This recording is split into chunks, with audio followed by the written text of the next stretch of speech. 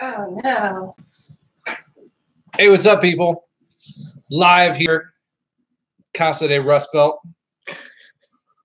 Casa de Rust Belt. That's right. Rust Belt Mechanic and Captain Ron here with a post-Turkey Day tools and talk time. So we're going to see who's able to tune in. Oh, Justin, you lose first. Eric, he wins with "Hey guys" as comment number 1. Technically, we were here first. Slowly, but not surely. So, how was everybody's Turkey Day today? I know ours was awesome, fulfilling, Fattening. extra fattening. You already had a turkey baby. Yes. I've already had the turkey baby. I broke the seal early.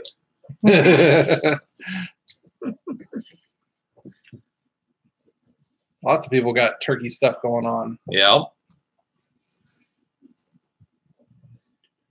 So, what did you guys think about? I posted a couple of videos earlier on in the week. We've been doing a couple more things along tool-based related with the meter, and then with I don't know, something else. The meter mostly. So I've got one other tool thing coming this weekend, and hopefully we're gonna do something really cool with that one.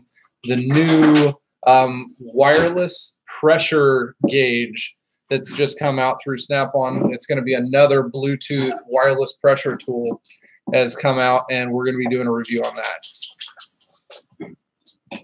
That's all you got? Just nod. I'm busy with school. I ain't got nothing going on. I don't have time to do anything, nor the know-how. Yeah. So I'm going to school for a diesel technician and get a good discount through Snap-on, but only up to a certain amount. Should I use the discount to buy my hand tools, impacts, etc., and then buy a box off? Well, I guess one of the first things that you have is you can buy a box through school, and they are discounted even better than a lot of the tools. Yes, they are. So they are going to give you a discount on a box, and then they're also going to give you a trade-in guarantee. So this toolbox that you buy a lot of the times through Snap-on is going to cost right around $2,500, somewhere around there, which is really good. Cheaper than that. It's like $2,500. No, it was like 12. It's cheap. And then the trade-in value on said box was like $4,000.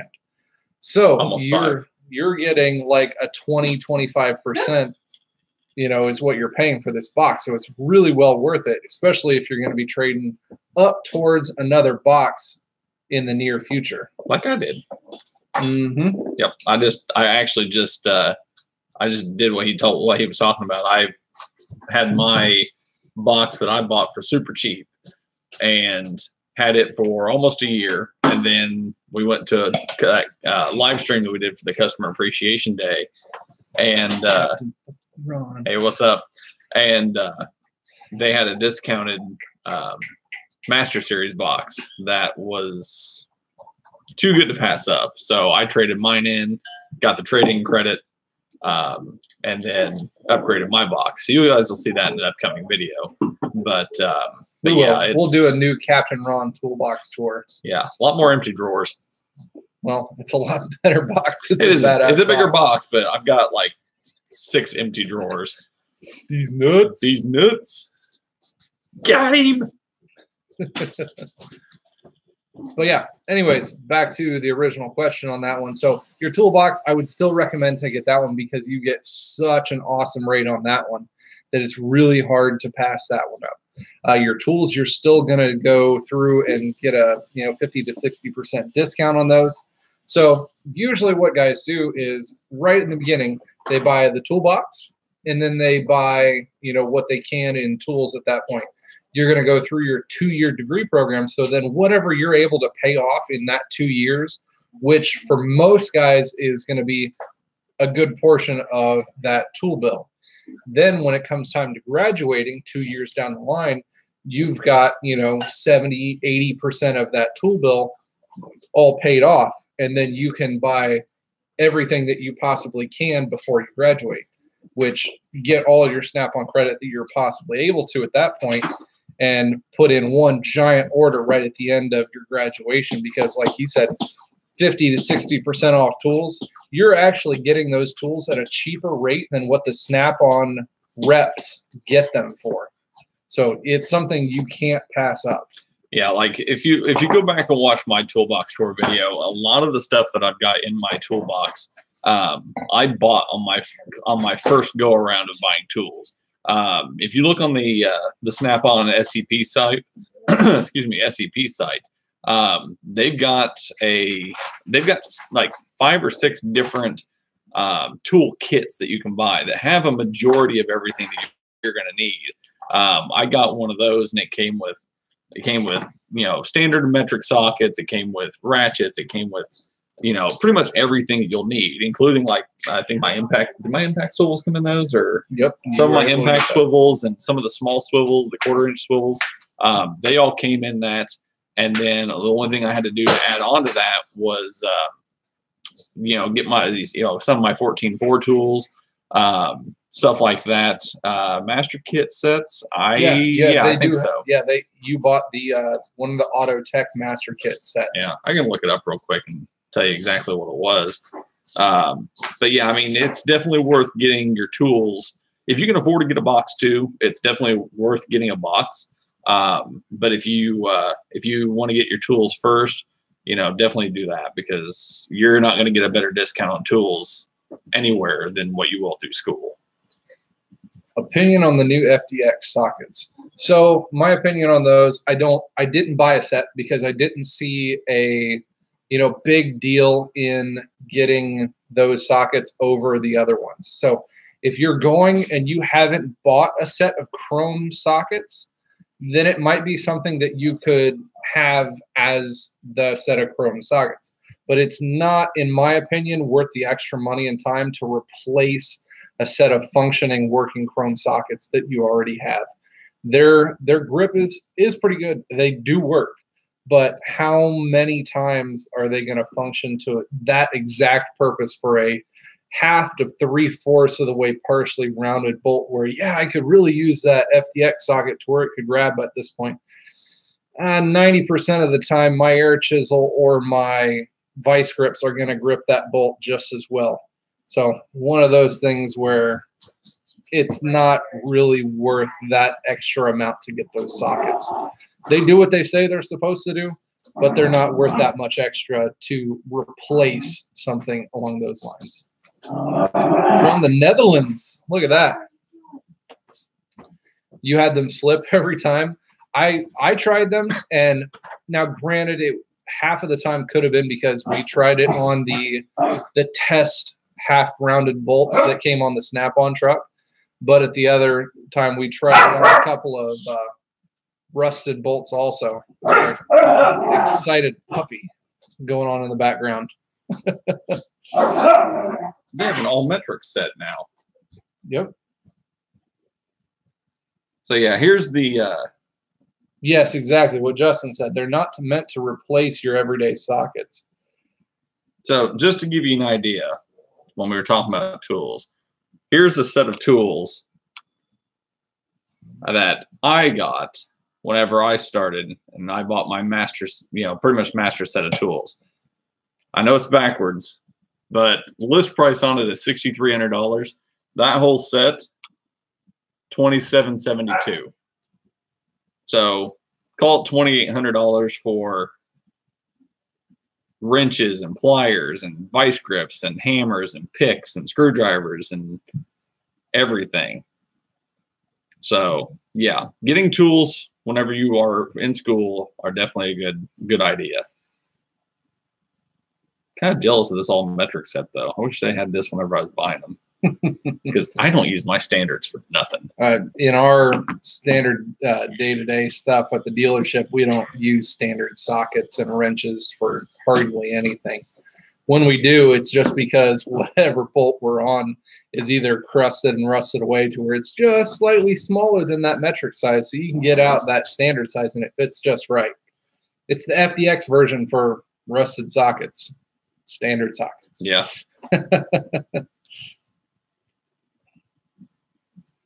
Yeah, that student program's no joke. They do a fantastic job. Hey, what's up, JRC? What's up, JRC? In the house.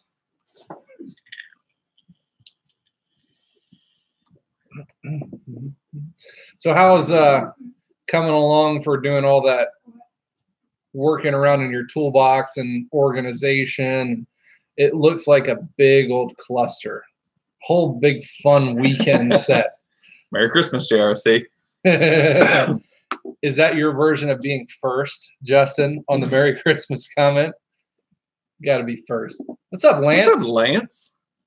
What's up, Andy? Andy tuning in. Everybody on the block tuning in.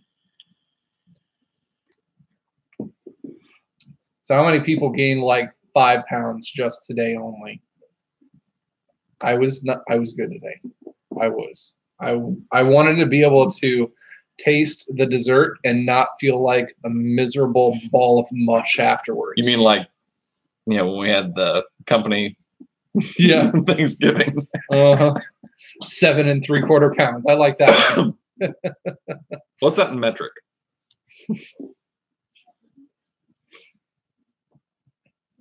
Plus, we got to use the fancy new tool today. Yeah, we did. Did you put it back in the case? No, it's sitting over there. It's right. It's literally behind the turkey carcass. I don't know where the big case is over there. That's okay. So we got to use the new. Andy says he feels about $1,200 lighter.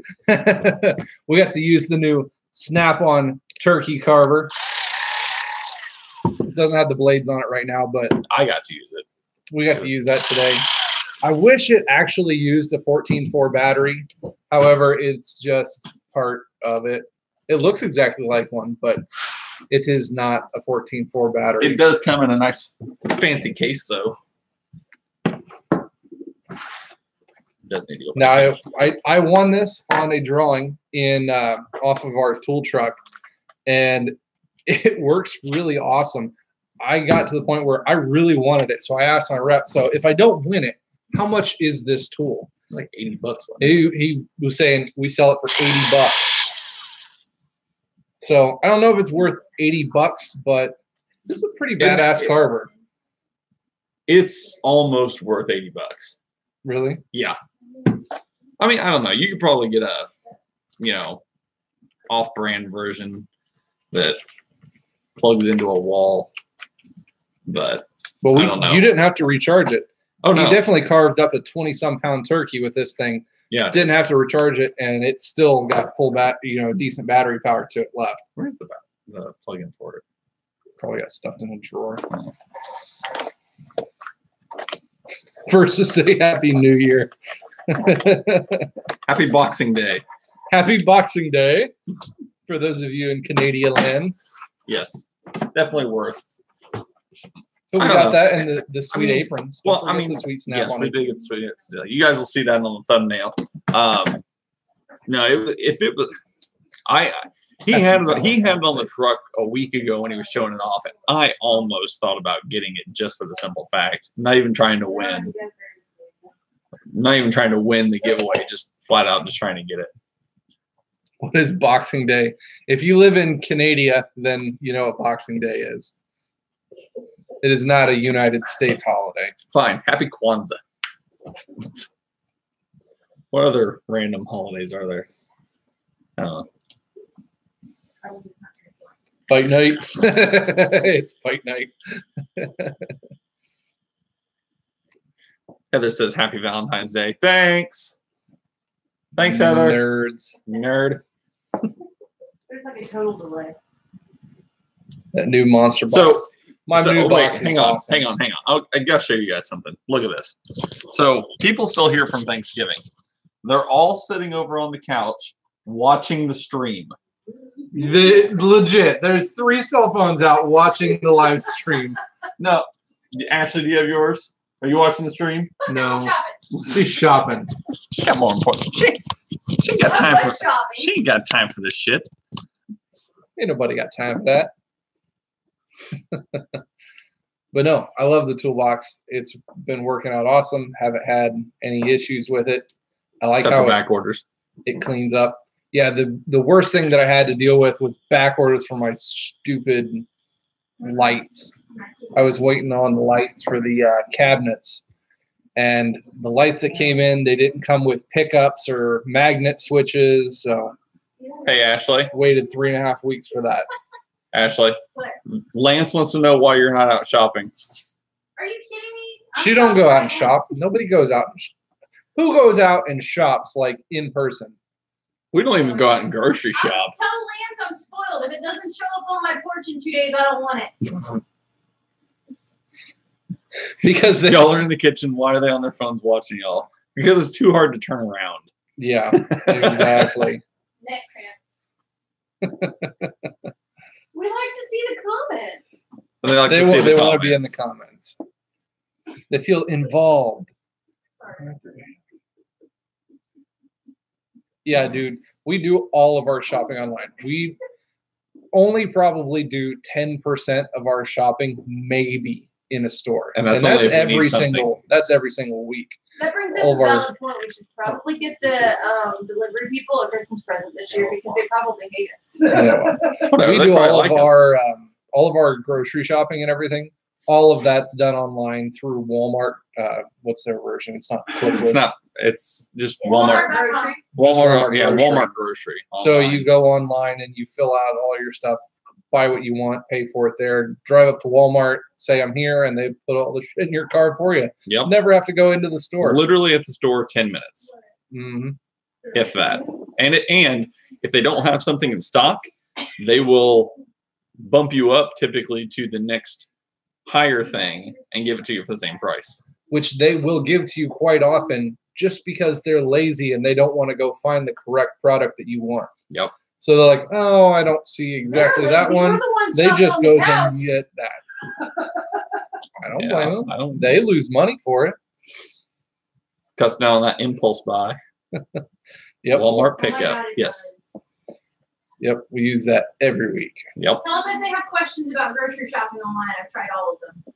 I can share. If you have questions about grocery shopping online, we'll do a live stream on it, and we'll have Ashley get on here and tell you all about it. That is not our specialty, okay? This is the Rust Belt. The new Snap-on multimeter is $699.99, 700 bones. Now, that's how much it is through that. But if you get lucky and your Snap-on dealer, after this first week of having it, still has one, you could possibly still get it at the Snap-on Tool Conference price. Each Snap-on dealer that went to the SFC conference was able to get 2 of those meters at a discounted rate. Now, I'm not going to tell you exactly what that rate was because some dealers are charging a different rate across whatever, but it is less than $600. We'll give that one to you. You can get that for. So if you get lucky enough to have your dealer that got the SFC Tool Conference discount, you could pick up those meters for 15, 20% off. Yeah, Cyber Monday. That's the time to shop. Yeah. Although Home Depot does have some pretty decent tool sales going on right now. Mm-hmm. So at work, I run a lot of Milwaukee tools and Snap-on tools, but here at home, 80% of the stuff that I use here is Ryobi tools, and Home Depot has a bunch of Ryobi tools. Discounts going on for Black Friday. Mm-hmm. And Milwaukee stuff too. Yeah, Milwaukee stuff too, but we I know I could catch a bunch of flack for using Ryobi because they're not superior compared to Milwaukee or Snap-on, but their product line is much vaster. Is that a word? No, More vast. Much more vast. More vaster. Vaster. Like I got a pool vacuum. Smart. I do tools.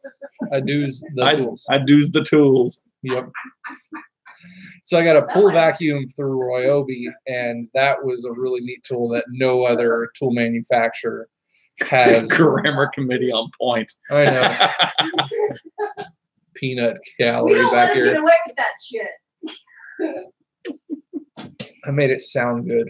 You don't have to use English, but it helps. But it hails. But it helps. Yeah.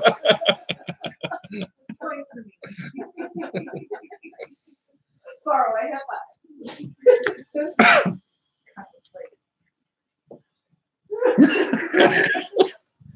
So this is the last live stream from the kitchen. Yeah. I was thinking about getting some gear wrench ratchets. I'm newer to being in the shop, and we don't have a Snap-on dealer, but we do have a Matco. However, they are kind of pricey at the moment. So do you guys think gear wrench is good? He owns a set of gear wrench wrenches. Well, I own a set of gear wrench wrenches that he I is use. currently borrowing. Ratchet wrenches. Yes. They are very good. The only thing that I didn't like about them is they don't have, at least the ones that I got, they may have those out, but they don't have the reversible switch to them. I've got a set of Blue Point flex head ratcheting wrenches with a reversible switch on them.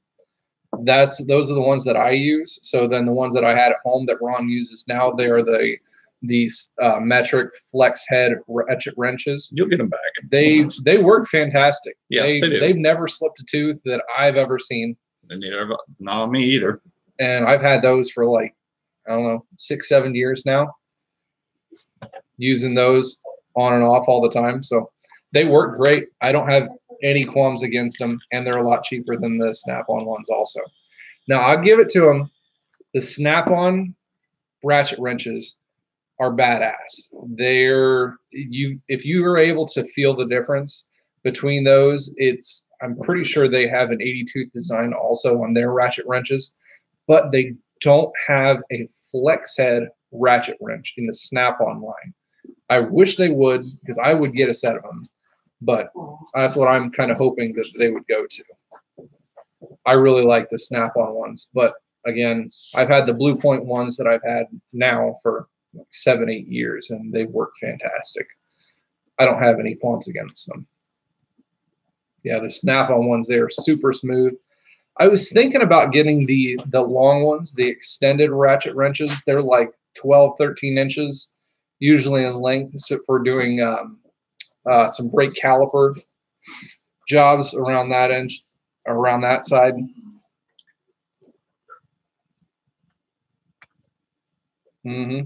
Yeah, their solid wrenches are awesome. So am I, Kevin. Is it a collection or an obsession yet? Because I know once you get to me, it's more of an obsession than a collection. Borderline. Now I get to the point where, Because there's very much times I go on the Snap-on truck and I'm like, I really want this, and it's like, I really don't want to spend the money right now. like the Snap-on heated hoodie, I love it. I've worn it quite often this week. Yep.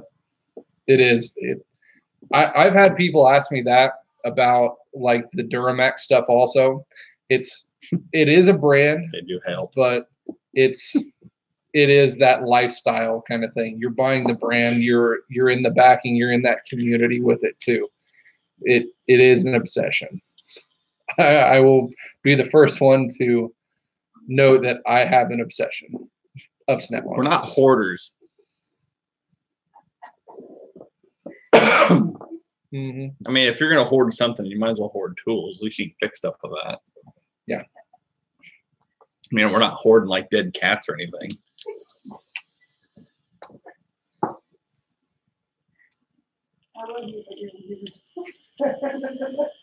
Yes, always go off of what you need. Don't, especially when you're starting off, if you have a mentor or something of the like in the shop. We don't have a problem, JRC. Yeah. Problem-ish. If you have some kind of a mentor in the shop that you are learning off of and following around, go off of, once you go flat rate, go off of the golden tool rule is what it was always called when I was in training. If you need to borrow something once, cool. Twice, it better be on your list. You have to borrow it a third time, you better be buying it on the truck the next week. That's usually what you have to go off of. There are certain things that in the shop, generally they're expensive ass tools to buy. Like if you have to buy this specialty, like a compression gauge or something like that in your in your setting that you don't use but maybe once a month, there's not really a point of having 4 guys in the shop that have that tool. If you're in the shop with 4 guys and you're cool with each other using those tools, then, you know, I have that tool. Another guy in the shop has a freaking 6-foot-long pry bar, and we, you know, share that one. So if you're in that kind of a shop setting where you're able to do that, work off of that one. If that was the case, I'd be buying a lot more tools. Yeah. You were in the Tools Anonymous meeting? Apparently. Hi, my name's Captain Ron. I have a tool problem, guys. Hi, Captain Ron. It's not a tool problem yet. No, we love having a tool problem. Now, our tool problem just doubled in the shop because for the last 8 years, the only tool truck to show up to our shop was a Snap-on truck. However, this last Monday, Matco decided to put a brand new guy on our route. So they have a new tool truck that just started showing up on Monday. And I haven't seen it yet because I'm not there Mondays. I was nice enough. I went on the tool truck and I talked to him for a little while. He was a pretty cool guy. He was running some really good tool specials, especially for, you know, being a new guy. Hat guy and vape guy. Whatever. Called it to see it. Yep. But I went on the tool truck, and he knows his community very well. So we're in a very rural community, and we've got we're a bunch of hillbillies out in the sticks, to say the least. So a lot of the guys they're pretty good at beer pong. So on his truck, if you spent over a certain amount, he had a triangle beer pong set up in the back of his truck. So if you spent over so much, you got to throw 3 ping pong balls into the cups, and that got you in to earn so many tickets for a drawing for a $500 tool spree on his truck at the end of the month. So I'll buy you like 1 tool. Ish. 2 tools. Right. Well, no, it's Matco, so 2 tools. 2.5 tools. 2.5 tools. I bought an air chuck off of him, and I bought a relay test kit. Greetings from England. England. Need advice for getting a bigger roll cart. I'm stuck between the 40-inch 6-drawer roll cart or the Harbor Freight 30-inch 5-drawer. Don't go with Harbor Freight.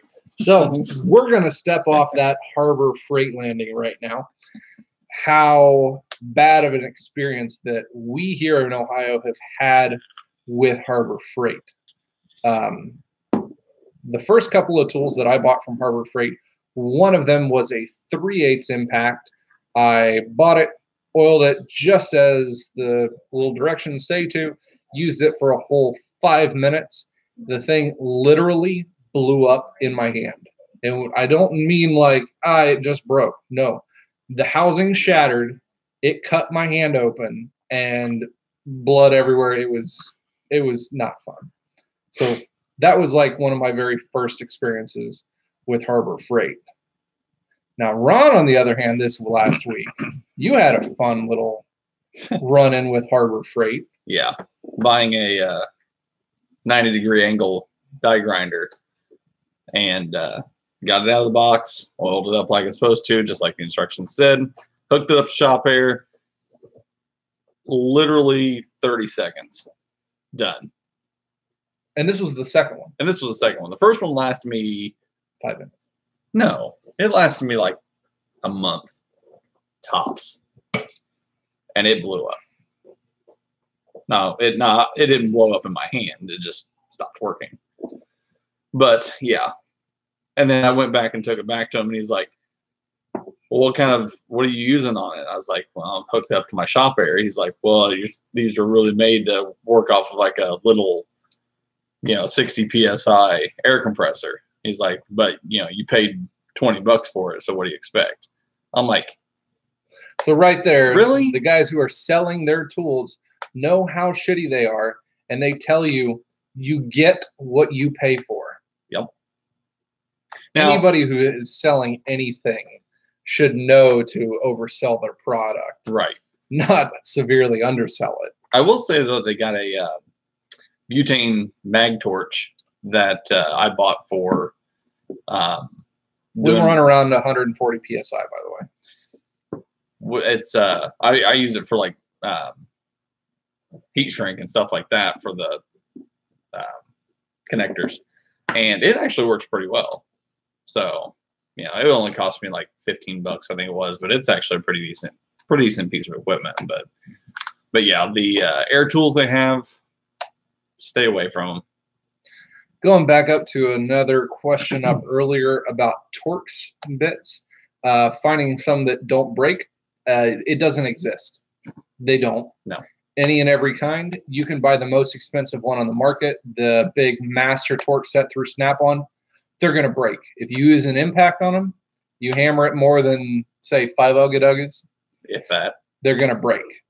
So they're less likely to break if you don't have the tamper-proof ones. If you have the tamper-proof ones, guaranteed those are going to break. You throw an impact on one of those, they're going to snap. No questions asked.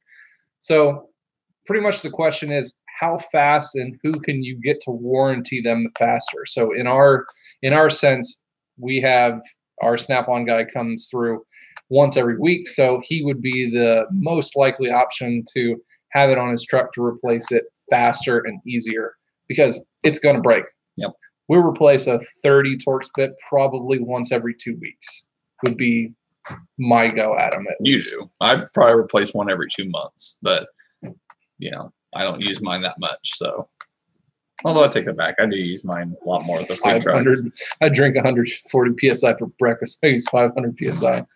I think peak we run at once up to 160, but running it stays at about 140 psi on our shop area.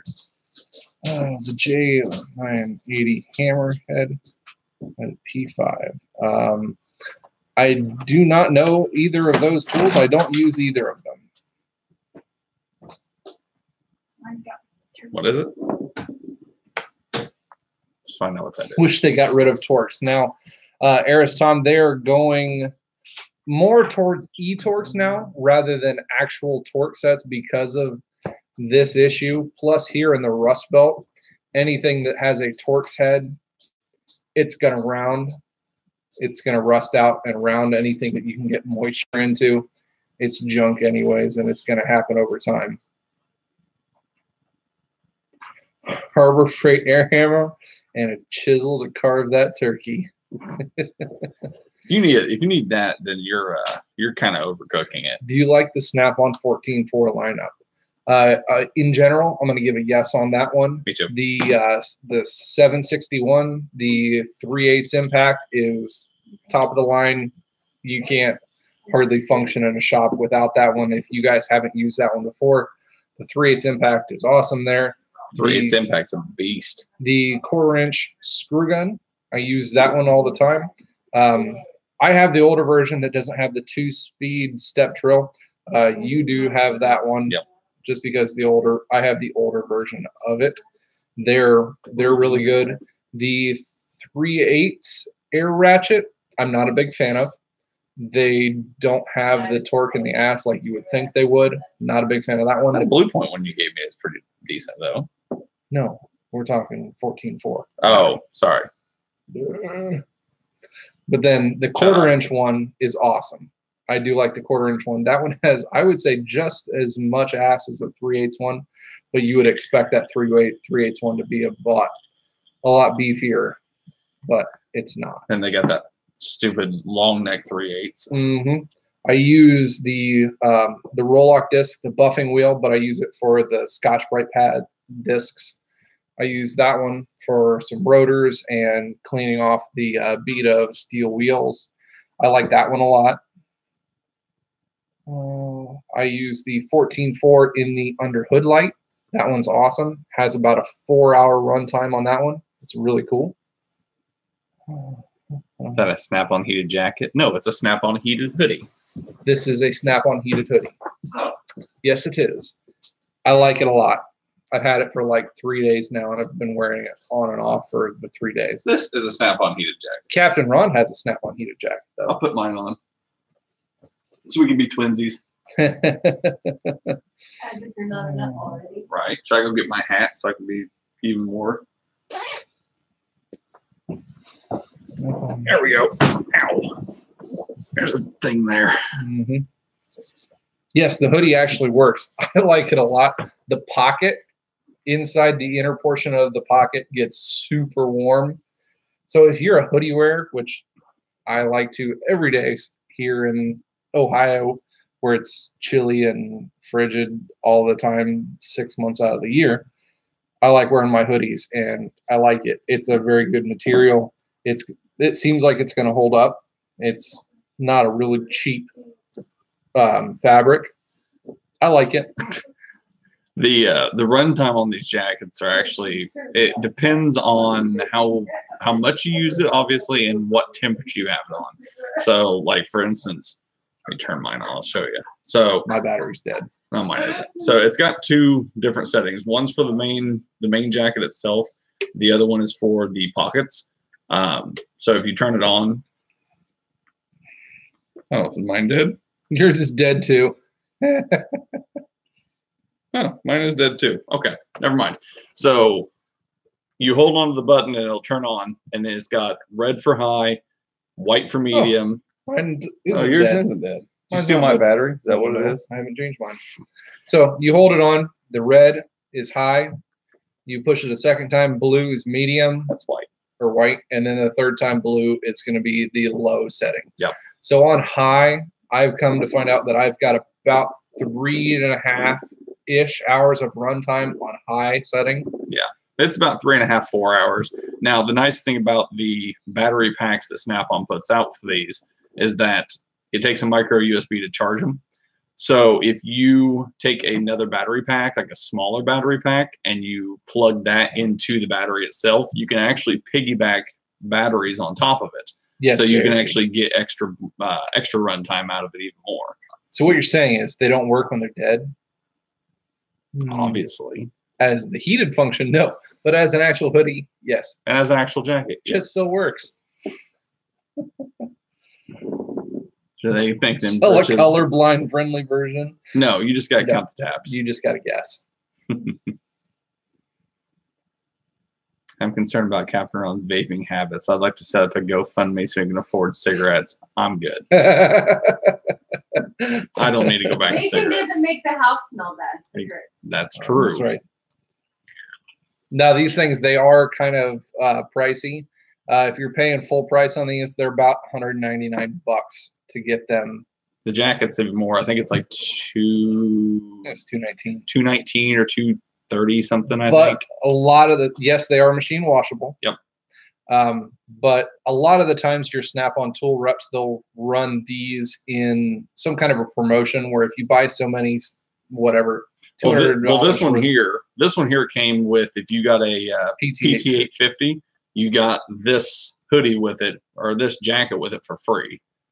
So buy a huge ass Impact and get a free heated jacket with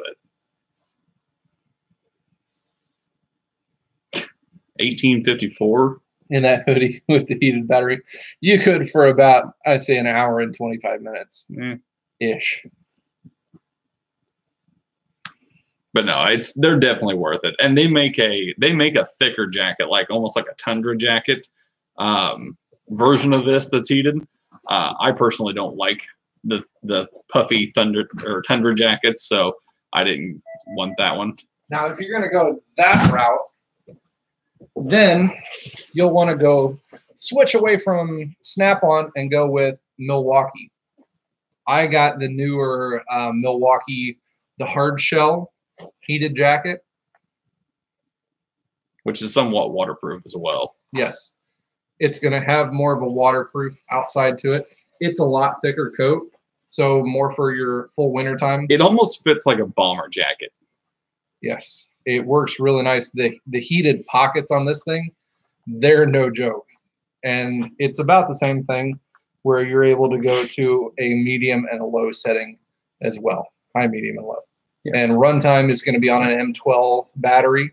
So if you run in a 2 amp hour M12 battery, I get about 2.5, 3-ish hours of runtime for this whole jacket. Yeah. And the downside to this though is that not like I said with the Snap-on ones, you can't piggyback another battery pack off of it. So it's just like your battery packs that go in the bottom of your drills and your cordless tools. So you'd have to buy either a bigger battery or you'd have to carry 2 or 3 batteries with you if you're going to be outside for an extended period of time.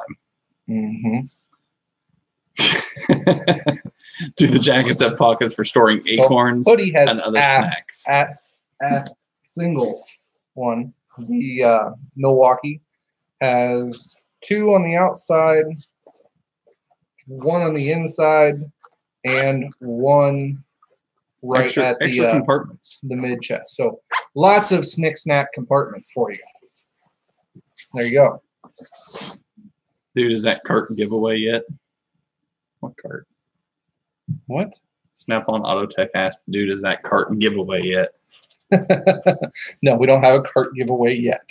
Sorry about that one. 10,000 sub giveaway. We'll see how that one goes. Oh, that's right. We talked about that, didn't we? Remember that one? No, we said, you guys said I had to buy a Hellcat at 10K. Yeah, that was right. How's the new $700 Yeah, meter no. working? The meter is working fantastic. She doesn't like the idea of a Fine, Fine, Hellcat. we'll bump it up to a demon, okay? What if it's a Hellcat Charger, not a Challenger? That's 4 doors for more horse.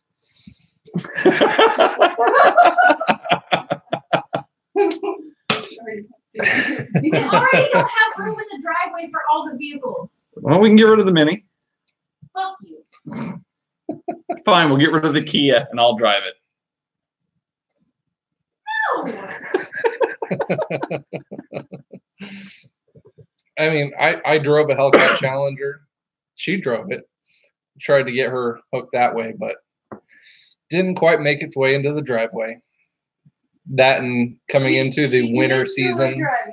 Coming into the winter season here, it's kind of a pointless vehicle in Ohio. There's no point to it. Plus, the house that I live at here, it's got a 2-car garage, but it's a very short 2-car garage. So us having a freezer and a fridge and my big workbench and a toolbox in my garage, it literally will not fit our Charger inside the garage right now. The only thing that fits in the garage right now is the Mini. Our Mini Cooper. It's Well, got 2.5 feet. and it doesn't even fit right now. It's got like 2.5 feet if I were to move all my other projects and stuff off. to no the side. turbo Kia. No. No, not working towards that one. Stacking salt tonight. That sounds like fun. Working in the cold, stacking salt. Yeah, buddy. I live in Central Florida. It's 70. We don't get heated jackets. We don't want to hear about that. Whatever. Move along. Mm-hmm. I did see Doug's review of it. It was a good one. Very accurate. Build a house shop. Will we build one? No, probably not. Just because, at least not in this house, because I have no yard.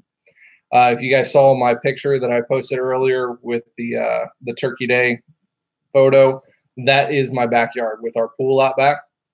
There's no yard, no room at all for building anything. So I wish that I had room for that, but however, at this Location. there's no room for such building. Wish there was. But Come on, who would think a Kia had a big 88 liter turbo. turbo? I- Yeah, that's what I need. Sounds Not pretty a awesome. Rio. Huh? It's never been done before. Just saying. We'll just go ahead and do a Duramax swap on the Kia. Duramax swap Kia. I don't think the front suspension could hold it. We'll make it work. We'll figure I it don't out. think so. Come on. No. YouTube first. Sleep the Kia. Kia Stinger. Now, I sat in a Kia Stinger at the Detroit Auto Show. My wife and I, we went to that I one. remember seeing that on. And they are actually, I was sad to say, I was impressed by a Kia. You were upset that you were impressed by it. I was feeling distraught that I was impressed by a Kia. 300 plus horsepower, in this little sports car that's from Korea. Is that where keys are from? I think so. But they're very well styled. Sitting in those seats, they're pretty awesome. Make it compare to a Hellcat? No, you can't compare it to a Hellcat. The Kia Stinger. That's what I'm talking about. 2000 Ranger with a 5.0 turbo swap. There we go. I always thought about doing the early 90s, the Plymouth Voyager vans. They had a 2.4 liter 4-cylinder motor that is directly swappable with the SRT4 2.4 from the SRT4 Neon. Those vans also had an optional 5-speed manual transmission. So if I could find a 91 Plymouth Voyager van to put a 2.4 SRT4 Neon turbo motor in with a 5-speed manual in a box van, that would be pretty tits. Yeah. Yeah. I'd drive that van. Hey, by the way, the Kia Stingers are only $32,900. That's not bad. For a brand new car, $32,900, 300 plus horse. Yeah. Because all the rebates and shit, that's what we got the Kia. Mhm. You get a brand new car. Yep. Thanks for stopping in, Kevin. Appreciate that and all the questions for you that you had tonight. Have a good one, Kevin. Ron does have a Caravan, however, it does not need a turbo. No. If it was a 3.6 motor, I would think about putting a supercharger on it. I drive that thing like a bat out of hell. Yeah, you do. That it ended up in a freaking ditch somewhere. It'd be the Commander all over again. Oh, I missed the Commander. I do too. I won't lie. It sucked on gas, but I liked it.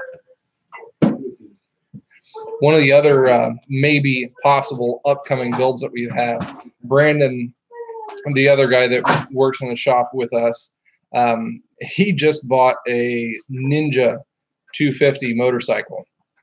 Now the motorcycle, the chassis is like pretty much junk. The wiring is all cobbed up and junk on it. It's not worth fixing it up as a motorcycle. However, he also does have a racing go-kart chassis that we could fit said Ninja 250 motor On. and maybe a turbo, a little bit of turb ski to it. Doesn't that sound like fun? Everything needs a turbo. Yep, because turbo. How well built are the new Jeep Wranglers? Any crazy recalls? Yeah. They have one recall. One recall. That roughly 5% of them got through.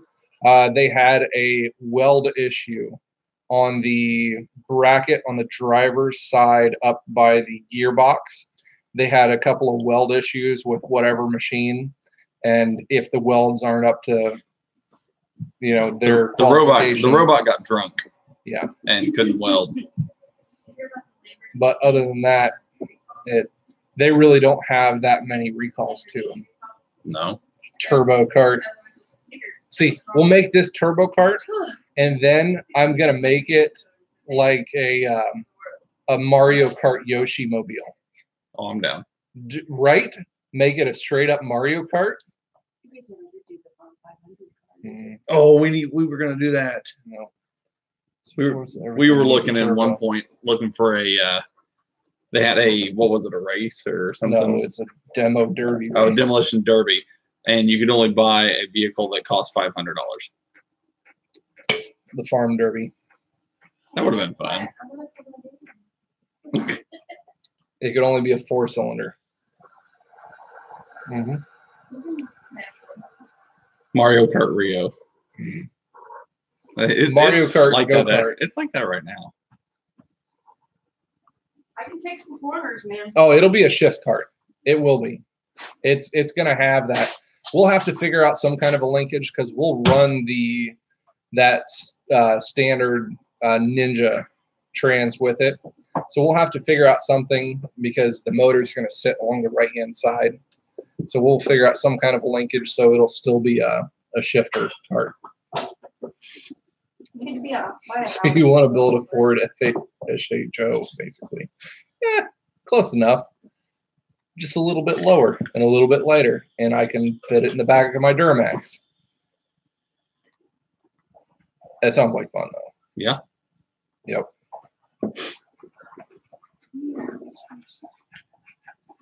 When are we gonna do anything with that mannequin arm? I don't know. Or get me a spare room. I don't need a bed, just cart riding. Just cart riding. I just sleep in the cart. Now that I think about it, though, that's the other thing. Around in this area, go-karts and kart riding is not exactly a big thing. No, it's not. But we live far enough out in the country that if we blasted this, 175 horse go-kart out through some country roads, Nobody's we gonna could care. raise some hell and nobody would care. Gotta set up the Kia to shoot turtle shells out the back of it. Only red ones. Only red turtle shells. Dude, that'd be awesome. Thanks, See you, Warren. Appreciate it. Go have fun in fucking Hawaii. Enjoy it. Happy Turkey Day.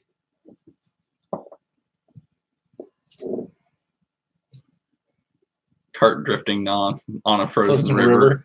Now that sounds like badass It'd time. be held cold too to be a frozen river. Yeah, which isn't that cold here, not yet at least. You could wear your Hank Shredder, jacket. Hank Shredder, the leader of the Ninja Turtles. No, that's Splinter. No. You would know. I would know. Oh wait, they're on this side. Ninja God, Turtles. Can't see. Hang on. There we go. That one. And that one. You just gotta get the other two. Yep. I need to get a hold of Johnny and have him do that. I need to start working on my other sides. Mm-hmm. I'm trying to steal it. Right. We have nothing but acres of land and back roads. That's what we got. That's where we're at. Out in the middle of BFE, there's just miles of nothing. Now it's not just flat and straight. Like it's up and down rivers and all kinds of stuff around. So that'd be fun. Mm-hmm. I think it would be a lot of fun. We'd have to set up some pretty badass go-kart races. Then we need more go-karts. Hey, we could buy that property. Mhm. Remember that one we sold? Didn't you find one that had a go-kart track on or something? No, it's just 5 acres. We need the one that has the freaking hanger. Plain hair. Yeah. That one was pretty awesome. Mhm. So for you guys that have shops at your house, do you actually use it more often than you would say for working for yourself? Or do you use it just for projects here and there? I wish that I had room for a big shop here because my extra projects would go through the roof, I think. But I think it'd be a lot of fun too. Mm-hmm. Corey's got all family around him, so he can do whatever he wants. Yep. I do what I want. Spare 30s, an old Jeep Leaf Spring. This idea could work. Might be able to.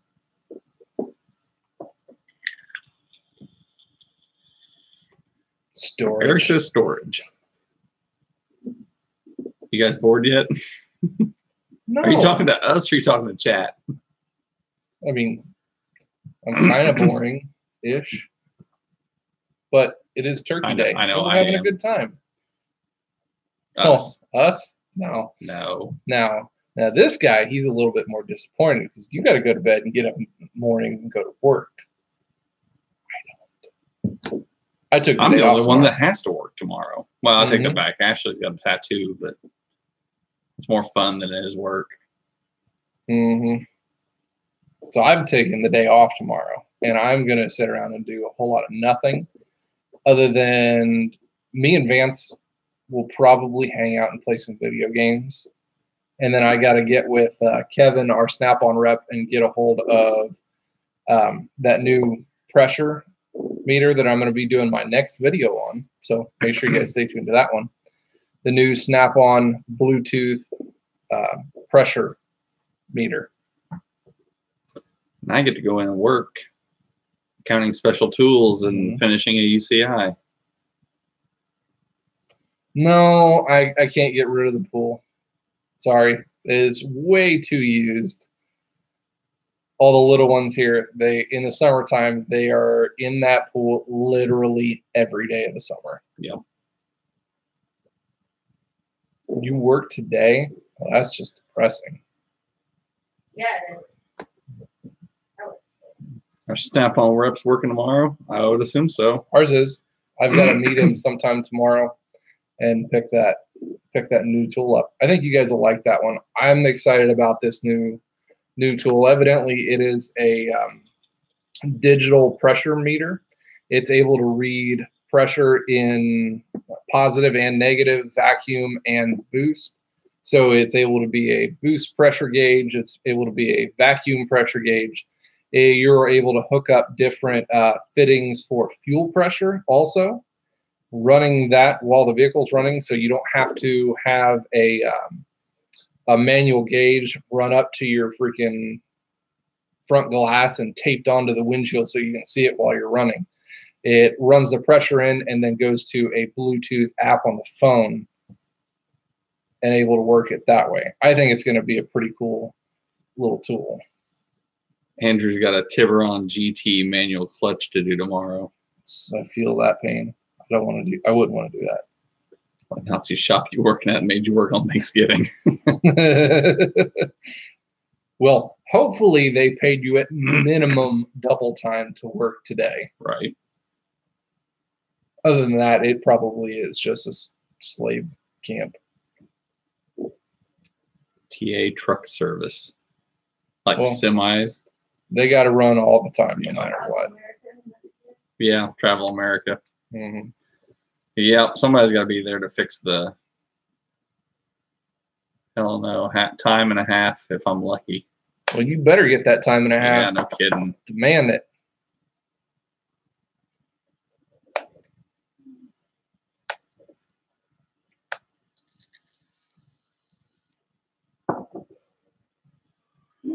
Work on the big rigs. I couldn't do that. I worked heavy line at another dealership working on just heavy line stuff for like 7 months straight. I wouldn't want to do it all the time. It gets old. You work on big rigs and you don't make shit. That doesn't sound all that great. Around here, they're not too plentiful. So if you work on the big diesel stuff, they pay you pretty damn good because those mechanics just don't exist very much around here.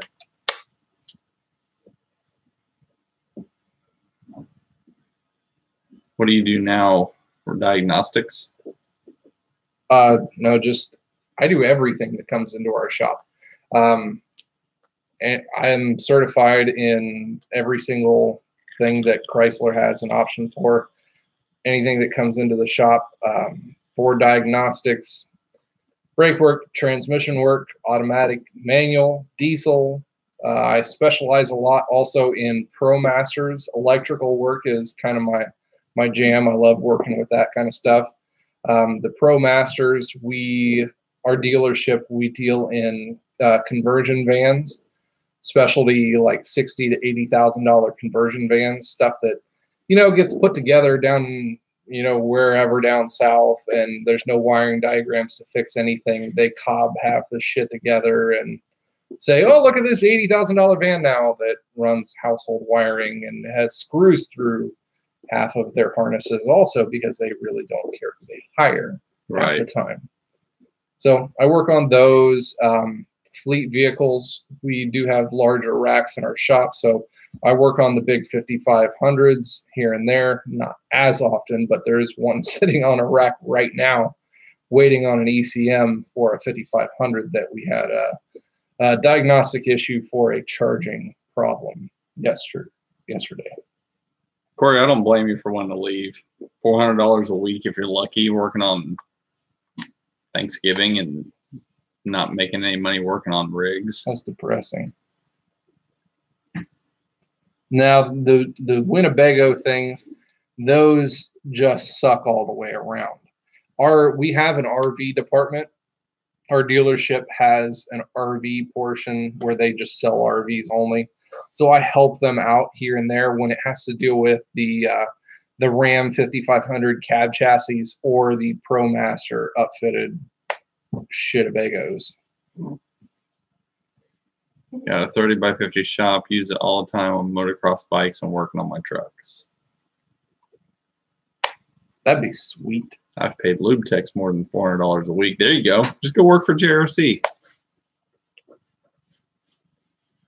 Hop up to C-Town, see JRC. There you go.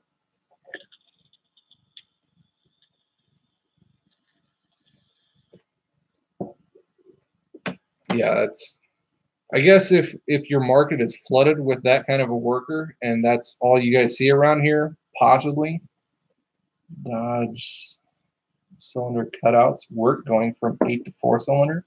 I could explain that to you right now if you would like, Phil. MDS programming.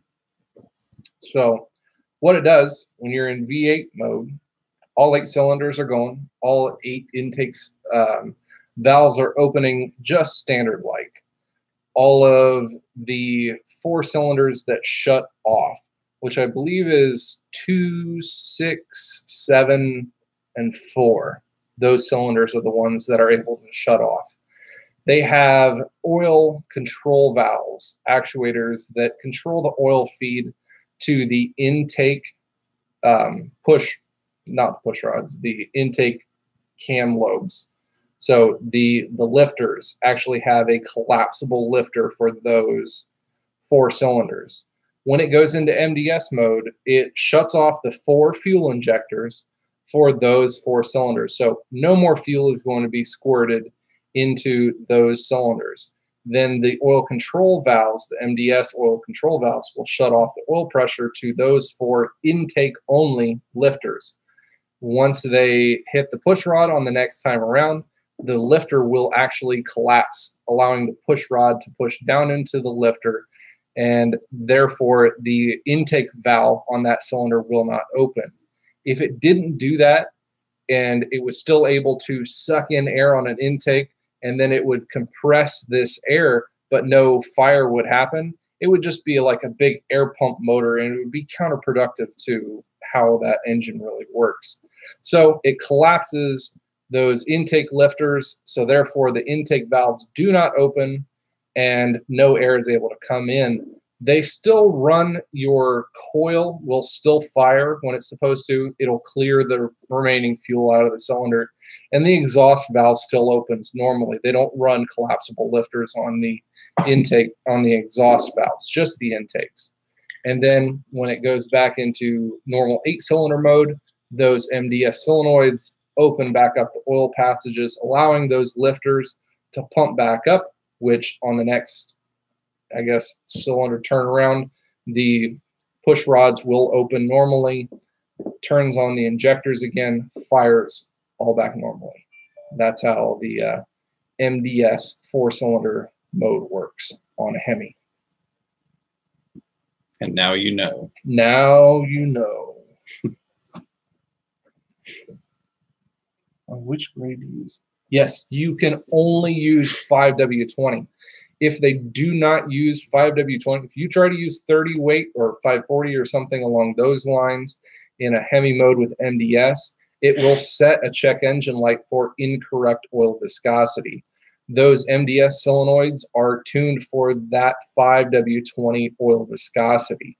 So if it has anything else, those MDS solenoids have a timed reaction to where once they allow the oil passages to either block off or refill to those intake lifters, if it doesn't see those passages collapse or fill back up in a certain amount of time, it knows that either A, you have the wrong oil viscosity, or there's really tiny little screens on those oil pressure solenoids. Those screens could be clogged up or sucked into it, which would mean the motor probably has a bunch of sludge and shit in it.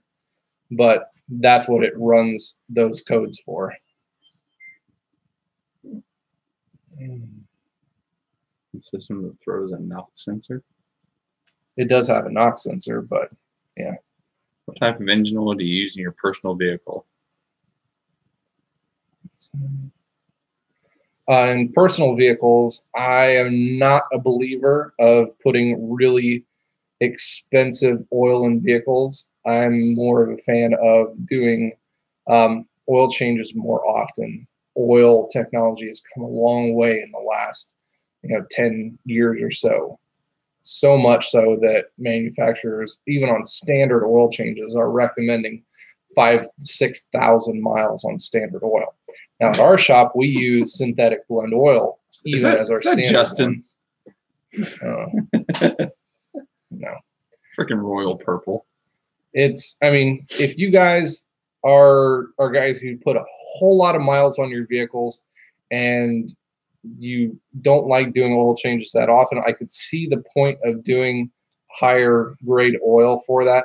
But for the amount of miles that we put on our vehicles, I don't see spending the extra money. I still am going to do an oil change every 4,000 or 5,000 miles, especially on my diesel. And it's just out of peace of mind. I'd rather have the peace of mind of having new, fresh oil and a new, fresh filter on in that amount of time. And that's just my 2 cents on it. I don't see the plus side to spending all the extra money on fancy oil for that. Speaking of, I need to do one of my Kia. Surprise! It's on time. The Hemis, they have a high failure rate. They don't really have a high failure rate unless they are not maintained, i.e. sludge engines, people not doing oil changes, people using the wrong oil. Those are about the only times that we actually see failures on MDS systems. And even in that one, the MDS solenoids are usually the only things that fail. You're able to replace those. They're like $100 for a solenoid. You take the intake off. There's 4 solenoids that go into the valley of the motor right there. They're kind of a pain in the butt to get out past that point, because once you take the 110 millimeter bolt out that holds them in, the solenoid head likes to snap off. But even at that one, you ram a 13 millimeter bolt down in through the middle and get a little slide hammer. The rest of that solenoid that goes about 3.5 inches down into the block comes out pretty easily. What do you think about annual oil and 10K oil filters? Don't believe in it. Won't use it. Not at all. Stupid question. Does the with the MDS, does the engine still use VVT? So I'm trying to think of what year they went to. See you, Corey. I believe it's 2013, right around there, 2013, 2014. The Hemis that had an MDS programming, they still use variable cam timing. They, because it's not an overhead valve motor, they still run the variable valves through the cam timing, and the variable cam timing is able to advance or retard its timing based on another oil solenoid that goes into the front cover for that oil control valve passage. So yes, they use a system like that. Synthetic spec. Yeah, exactly what Andrew said. A lot of the oil, how it's come these days, is way farther up to spec than it was 5-10 years ago, where if you were to purchase the higher brand name oil, it was going to be a lot better grade. Now they have to meet so many standards anyways that they're not that far off. Corey's leaving. See you, Corey. Thanks. Have a happy Thanksgiving.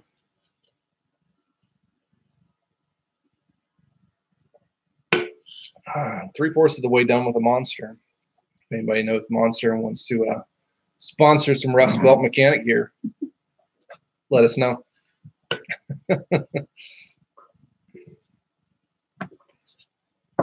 Still 22 people here at 10 p.m. on a Thursday evening. On a turkey day. On that turkey day. I know we were that interesting. Yeah, we are from time to time. We are kind of cool. Ish. Ish. Cool-ish. So, You have nothing else to do. Rockstar? Rockstar's okay. Rockstar tastes way too much like drinking like melted candy. Yeah, it's Like too we have much those. sugar We to have those taste. at the school, and like if I need one for whatever reason, it's like I get one that's like drinking like literally syrup. I want a sponsor from the Solo Cup I'm drinking out of. Captain Solo Cup. Captain. Red. Captain. Hey, Lindsay. Red Solo Cup. Sing it. Yep.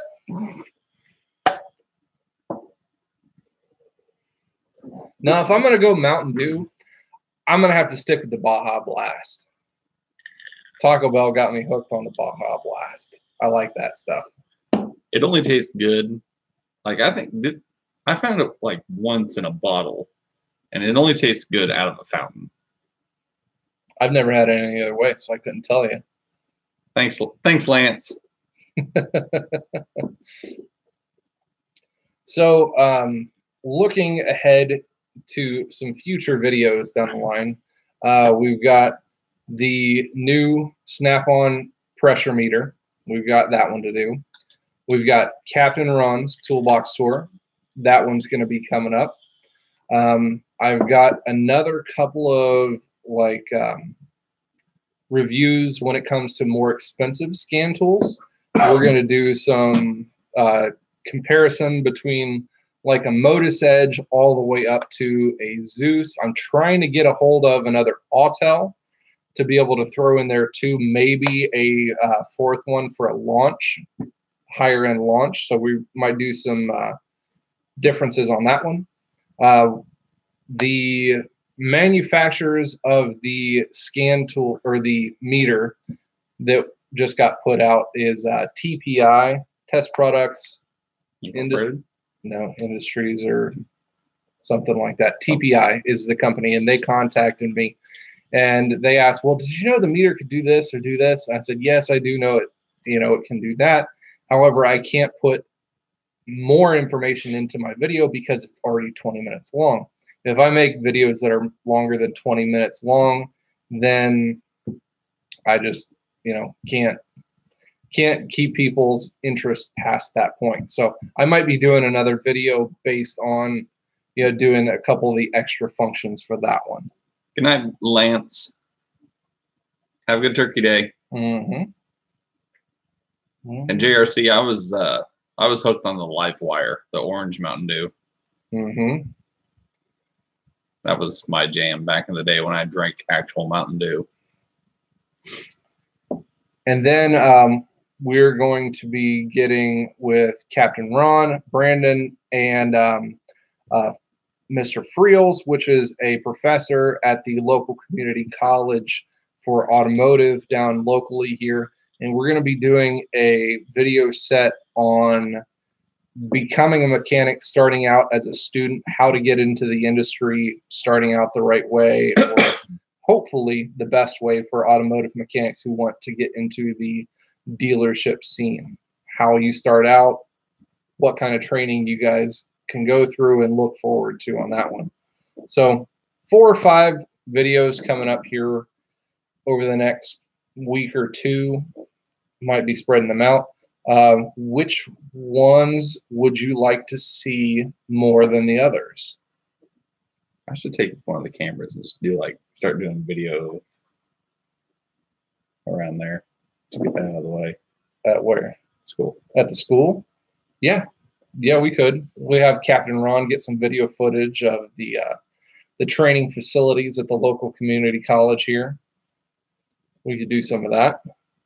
Longer videos are good. Would like them better. Do you like longer videos? See, I do, but my YouTube analytics say that people don't like watching my videos more than 8.5, 9 minutes. Generally.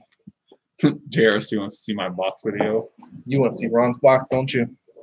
Get all up in that box. Yeah. See all the empty drawers. I like doing the longer videos. I can get more in depth and I can, fill in more information. But at the same time, like I said, my YouTube analytics say that people don't really like watching for that long. All right, Eric. Thanks for tuning in, man. I appreciate it. Have a good turkey day. Never Right. hurts learning more or reinforcing information. Right. I agree with that.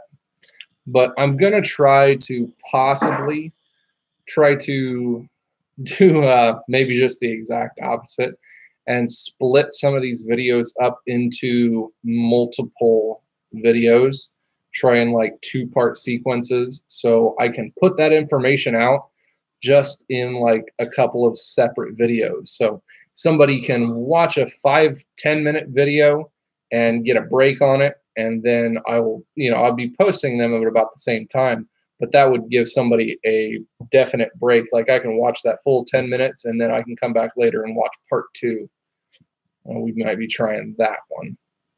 Apparently, we got 2 votes for my box. 2 votes for Captain Ron's box. We're going to have to give your box a nickname too. I don't know. Is it the people eater? I don't know. We'll have to do I'll do a poll, because on my YouTube channel, I just got notification this last week that I can start putting up images, updates, and polls for my subscribers too. So we'll probably doing a poll on that one. Captain Ron my ship ship. tour. Thule the tool cart. It's bigger than that tool cart. The first box I had was the dealership. That was pretty much a tool cart. Yeah, it was. He worked out of a tool cart for a couple of months at least. 12 to 18 minute videos, they do. Now, other than my toolbox tour video, my toolbox tour video is 58 minutes long. The average person watches that one for 37.5 minutes. So that one just blows all the analytics out of the water, because people are crazy and they like watching toolbox tours for an extended amount of time. So Also, you have a toolbox that's not very common, that's true. which I think has a little bit to do with it. That's true. I can see that one.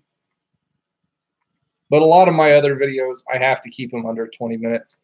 If they go over 20 minutes, then I generally don't get the views even in the first place, let alone people cutting out early on them. Andrew had that video running in the background while he drove to work.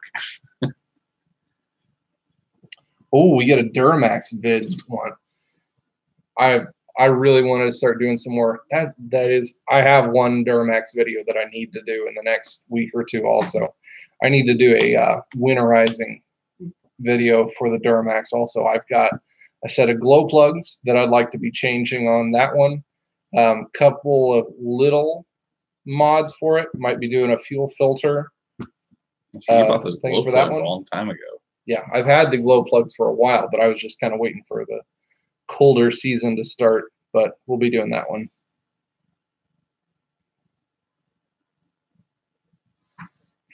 So that will be, I don't know, a 6th video that really needs done in the next 2 weeks. I got plenty of content going on. I really do. Plus, I've been getting, ever since I started putting out some of these LED light videos, I know, they don't get that many views across my channel, but ever since I've started doing those, I probably get 1 or 2 emails every other day from different LED and light manufacturing companies just from all over the freaking place, wanting me to do more reviews on LED lights and bulbs and bars. Get some for the other cars then. Yeah, but Not everything has to go on the Duramax, Kyle. I know that, but I'm not going to do a video just because stuff needs installed. I'm going to do a video because it's general or better information that needs put out. Like if you guys, have seen all of my videos, I don't like putting out videos without having A reason behind it. Yeah, the knowledge base to go with it. Because if I do an install video on, say, even LEDs, I like to put a whole lot of information into those videos because if for some reason on camera it doesn't pan out that these LEDs work for a damn, then I at least gave you guys some good knowledge and information to walk away with it. It's a plus when it comes out on the end of the video that say, hey, look, these LEDs actually do work better for the reasons that I have stated or the company has stated. Put an LED bar on the Kia. JRC with all the genius ideas over here in the corner. He's just spitballing. No, we don't have any snow really yet. We had a little bit one morning, but not too much. More ice than snow. Yeah, we had a little bit of ice. Enough to dirty up the Dirty Max. Dude, that thing is filthy. That is the one thing about having wide ass You're wheels off on it. tomorrow. Yep. Go wash it. Yeah, come into the dealership to wash my truck on my day off. I wouldn't be surprised. Yeah, possibly. But having those wide wheels every single time it rains, that it just slings stuff all over the side of the truck. It gets bad. First world problems. Does it fit in a car wash? No. No. Yeah, if you have one of those drive-through ones, no, it won't fit in those. And it barely fits in the bays at the dealership. Yeah. Like you got DIY a foot bays. of clearance on maybe on each side. Maybe. Barely. Not a whole lot. Yeah, the clocking, the LEDs, I didn't know a whole lot of that going into that one, so that's why I tried to put a whole lot of information into it. Just so happens that at the end of the video that, you know, what that company stated information-wise was very true and very accurate, and there was a big difference in those LED lights that, you know, was actually able to be seen on camera. So that was a plus. I like that one. Now, yeah, my mirrors are just coated. Those tires, they throw shit all over the place, big time.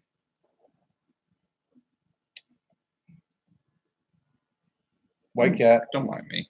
tiny cat. Not really tiny, but tiny cat. Cool. So now you guys have an idea of what's going to be coming out soon. And you guys are the awesome ones. 15 of you guys still left here in the chat room at 10:15 p.m. An hour and 22 minutes later. Eastern Standard Time. Mm-hmm.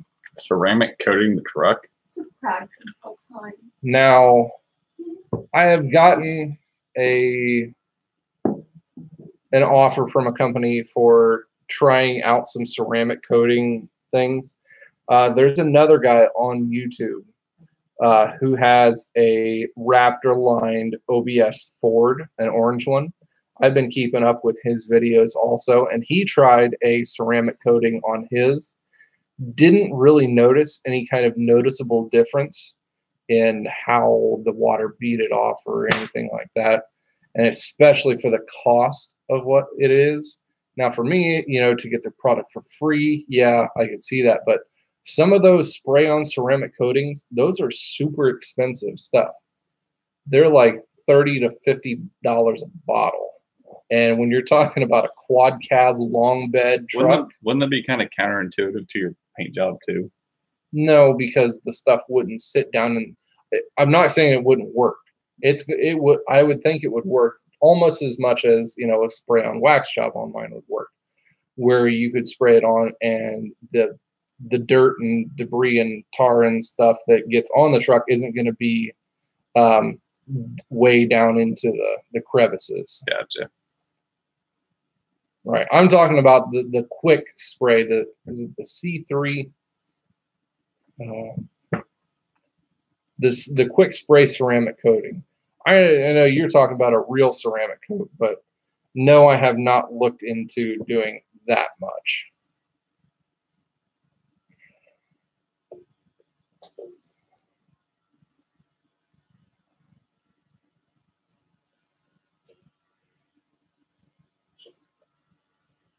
Correct. And that's the point where I get on mine, where I've noticed that if I put a really nice, decent amount of just spray on wax on the Duramax, the bugs and the tar and the road grime and everything sprays off a whole lot easier with just a spray nozzle, just water, without having to really get in there and scrub really that hard. Oh, look at that. Look at JRC. JRC dropping $10. Says, thanks for the great videos, Rust Belt Mechanic, and live stream. See you, Ron, Kyle, and everyone. Happy Thanksgiving. Hashtag helping techs. Thanks, Jim. I appreciate it. And anybody who's still left in chat that isn't a subscriber to JRC54, they really need to get on the ball and hop over to his channel sometime. Check out his videos. He puts out some really great stuff, and he does some really awesome giveaways that are unmatched by just about anybody on YouTube right now in the tech and tool community. He specializes in doing tool reviews and does giveaways for techs who are newer into the industry, helping techs, as he puts it. Really cool guy. So you guys need to go and make sure you check him out as well. Working to relax, stepping in a little bit late, but right here. What's up, buddy? Good to see you coming in. Check out Mirror Image Detail on Facebook. He is local to me. He has tons of videos. It's amazing. I'll have to look into it, the true ceramic coating stuff. Like I said, I've heard that it's not very cost effective. Now, if you have a standard paint job, like I would think about doing it on my my 17 Charger, possibly thinking about doing something like that. But on the Duramax, I don't see it as cost effective for what I do and what I use it for. Family just rolled out for the evening. We still have family lingering. Still tuned in. We're okay with that. Yep. They're just chilling on the couch watching us. Mm-hmm. Literally 10 feet away, On their watching phones. the live stream.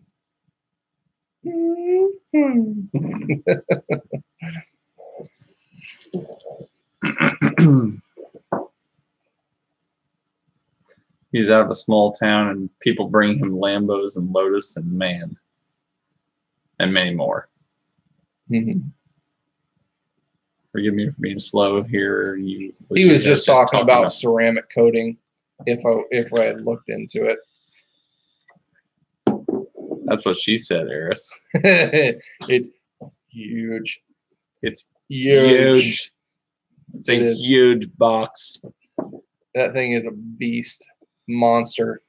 And he's been doing some really good toolbox organizational videos because he really needs it. I don't know how you do it, Jim. You know, is he one of those type of people just throw shit wherever? Doesn't throw shit wherever, but he's got so much stuff in that box that it's hard to do much organizing. You really have to look for products to be able to organize it that well to fit that much shit, even into that giant box. He needs a trunk monkey for a setup. He does. He seriously needs a lackey just to clean, organize. There you go, JRC. Just hire a lackey to do nothing but organize your toolbox and be your gopher. They're also called children. That's also illegal. Well, not if they're his. Then it's just helping the family business. Then it's just logistics at that point. Yeah, exactly. we don't condone child labor. Yeah. Unless it's your own. Unless it's your own. And it's time to clean the toilets. Or we need to clean toilets, apparently. Mm-hmm. Children are good for that. Kid on that one. He's gotten good at it. Cleaning toilets, punishment as a kid. No, that's just a chore is what it really needs to be. At least we don't make them use their own toothbrush. Ooh, that'd be rough. Absolutely rough on that one.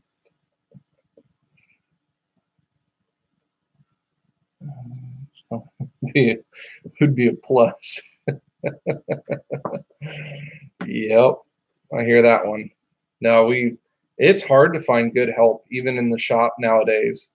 You know, trying to find guys that we had one guy who retired about 4 or 5 months ago, and trying to find somebody to come into the shop who was certified enough to do the work that we needed to do. It was hard. That's going to be another video that I'd like to do, is showing the importance of being a good certified technician and how far it can get you in the field right now, making yourself indispensable, not just to the place that you work at currently, but to, you know, possible places in the future. It's hard to find good workers who are certified and want to continue to work and want to continue to learn in the field also. A lot of the younger generation, they grew up not exactly striving for a better work ethic. It's harder to find in the younger kids nowadays.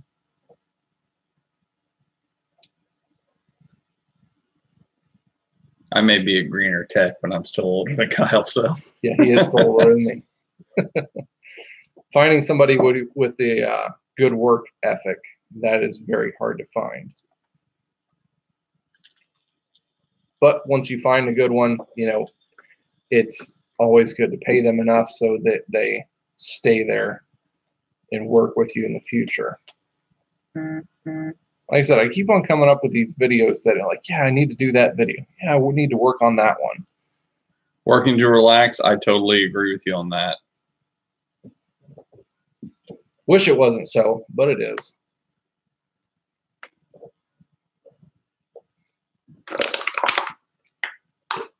Monster has been defeated. Monster done. Check. Well, I'm out of excess content to be jabbering on about here. And I don't have any to provide, so I think we're going to cut it off tonight, guys. I appreciate you guys stopping in, joining us for a couple hours of fun here with the Rust Belt Mechanic and the Captain Ron. If you guys have any other questions or anything, feel free to email me at therustbeltmechanic@gmail.com, or always send me any kind of instant messages over on Instagram as well. I tend to be able to get back to any of the questions that you guys give me within an hour or so.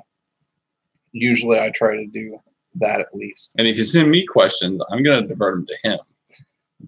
Because I probably won't know. He might. I might. Just maybe. But the odds are probably not. So make sure you stay tuned. I'll be hopefully coming out with a new video. Hopefully I'll have it out for you Saturday evening on the new Snap-on pressure tester meter. That'll be a good one. So make sure you guys stay tuned to that. I appreciate everyone for stopping in. Yes. You guys stay awesome.